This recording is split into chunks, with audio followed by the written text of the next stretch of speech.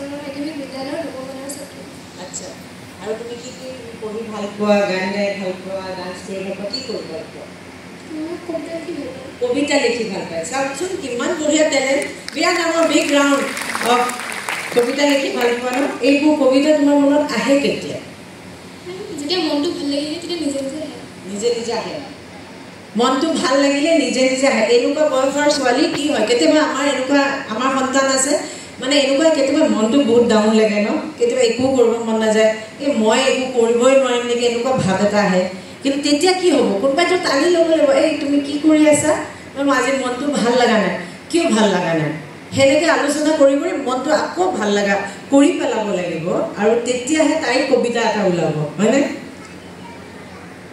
আৰু তাইও মোক অপেনলি একচেপ্ট কৰিব লাগিব ন। যদি তাই ভাবে ই মই আৰু এইবিলাকত নাই, মই এইবোৰ নালাগে, মই পাৰি ল'ম, নিজে মেনেজ কৰি ল'ম, মই এইবোৰ নাই, তেতিয়া তাইতো মোক গ্ৰহণ নকৰিব ন। তাইতো মোক গ্ৰহণ নকৰিলে মই ইমান চেষ্টা কৰিলে মই শূন্যত উপনীত। সেইকাৰণে মই কৈছোঁ চ' এতিয়া বডি তাই টাইট হৈ আছে, like Shi is you know, তাই বহুত মানে ৰিলেক্স হ'ব পৰা নাই, হয়নে? চ' সেনেকুৱা কথা মানে কি হয়, আমি যেতিয়ালৈকে আমাৰ দুটাৰ মাজত এনেকুৱা এটা সম্বন্ধ নহয় যে আমি দুয়োটাই সমানভাৱে কথা পাতিব পাৰিব পাৰোঁ, তেতিয়ালৈকে মই মেণ্টাৰ নহয়, তাই মোৰ মেণ্টি নহয়, হয় নাই? সেইকাৰণে মই আপোনালোকক সকলোকে কৈছোঁ যে এই মানে আমি এই আমাৰ ছাত্ৰক একদম নিজৰ মানে নিজৰ বুলি ভাবি, নিজৰ ছোৱালী নিজৰ ল'ৰাক যেনেকৈ আমি, হয়তো আমাৰ নিজৰ ল'ৰা ছোৱালীও ইমান নপঢ়ে আমাৰ পৰা, যিমান ইহঁতি হয়তো আমাক বুজিব বা আমি তাহাঁতক বুজিম, আমাৰ নিজৰ ল'ৰা ছোৱালী হয়তো তেওঁলোকৰো বেলেগ মেণ্টৰ থাকিব, তেওঁলোককো বেলেগ গাইড থাকিব। চ' ঠিক তেনেধৰণে আমি যদি কিবা হ'লেও যদি অলপ চেঞ্জ যদি এই সৰু সৰু ছাত্ৰ ছাত্ৰীৰ মনত যদি আমি আনিব পাৰোঁ, সেইটো মই ভাবোঁ আমি ভগৱানৰ আগত মানে ধন্য মানিব লাগিব যে ভগৱানে আমাক সেইখিনি সক্ষম কৰিলে, যে এটলিষ্ট আমাক সেইখিনি দায়িত্ব দিবলৈ মানে আজি সকলোৱে মানে উঠি পৰি পেলাই আহিছে। অৱশ্যে তোমাৰ মেণ্টি কোন হয়? অঁ, মানে নাম দিছে নেকি তোমাৰ? হোৱা নাই, আপোনাৰ আছে নেকি? আচ্ছা, কোনোবাই চইচ কৰিব নেকি পুলিচ ছাৰৰ লগত মেণ্টি হ'বৰ কাৰণে? হাত দাঙিব পাৰা কোনোবা যোনে বিচাৰে, ময়ো পুলিচ অফিচাৰ হওঁ। আছেনে কোনোবা পুলিচ অফিচাৰ হ'ব? এই কোনোবা হাত দাঙিছে নেকি? কোনে কোনে পুলিচ অফিচাৰ হ'ব বিচাৰে? এয়া আহা আহা।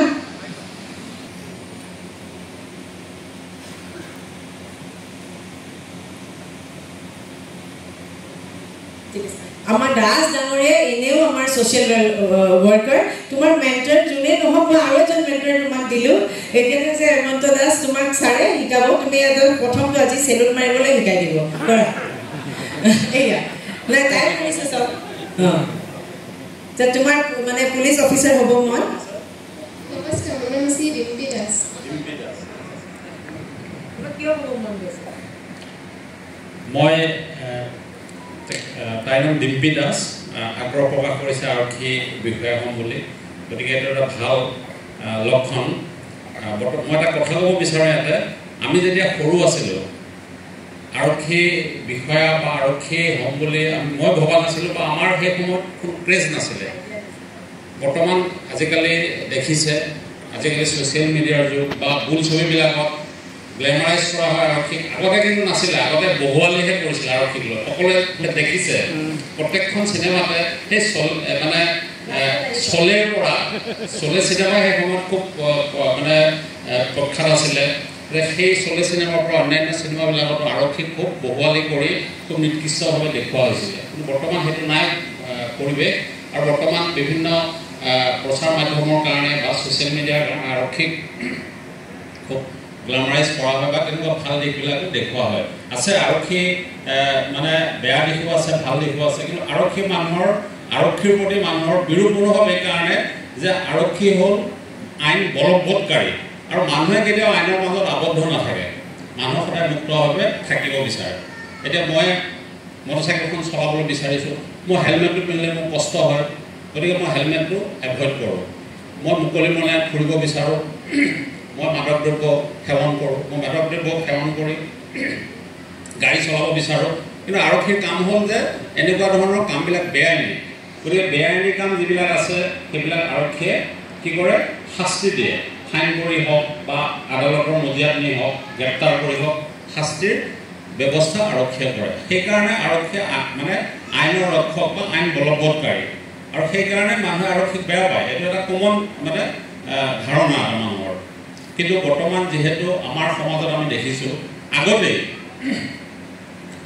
কি হৈছিলে বিভিন্ন ক্ষেত্ৰত মানুহ সজাগ নাছিলে বা বিভিন্ন কাৰণে কি হয় আইনী সজাগতাবিলাক নাছিলে মানুহেও এটা শৃংখলাৰ মাজত থাকিবলৈ অৱহেলা কৰিছিলে আওকাণ কৰিছিলে কিন্তু বৰ্তমান মানুহ বহুত সুশৃংখলিত হৈছে আমাৰ সমাজ আমি এতিয়া 21 শতিকাত আছোঁ আমাৰ সমাজ ভাৰতৰ সমাজ ব্যৱস্থা গণতান্ত্ৰিক যি ধ্যান ধাৰণা চিন্তাধাৰণা মানুহৰ মনত ৰূপিত হৈছে গতিকে আমি বহুত সভ্য হৈছোঁ গোটেই মানুহৰ সমাজে সভ্য হৈছে আগতকৈ 20 বছৰ আগতে যিটো আমি মানে বেয়া কাম বুলি ভবা নাছিলোঁ বৰ্তমান আমি বেয়া কাম বুলি ভাবোঁ নতুন নতুন আইন আহিছে সকলোৱে দেখিছে যে আইন তেনেকুৱা আইনৰো এটা পৰিক্ৰমা আছে আইনৰ এটা ইভলিউচনাৰী প্ৰচেছৰ মাজত গতি কৰে গতিকে নতুন নতুন চিন্তাধাৰণাবিলাক আহিছে নতুন নতুন আইনৰ বলবৎ হৈছে আৰু সেইকাৰণে আৰক্ষীৰ আইন যিহেতু মানুহে মানিবলৈ লৈছে বা আইন বলবৎকাৰী সংস্থা হিচাপে আৰক্ষীকো মানুহে আজিকালি ভাল চকুৰে চাবলৈ লৈছে এইটো এটা ভাল লক্ষণ গতিকে আৰক্ষী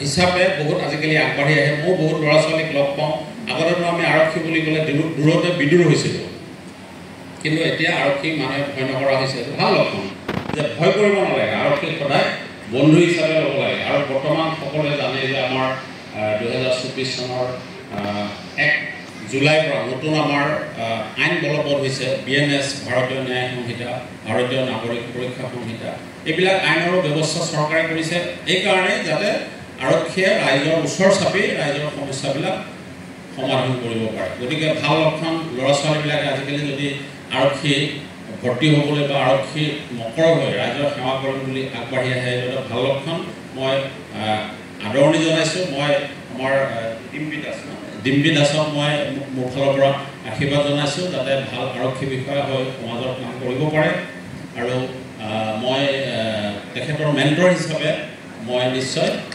যিখিনি পৰামৰ্শ দিব লাগে মই নিশ্চয় পৰামৰ্শ দান কৰিম ধন্যবাদ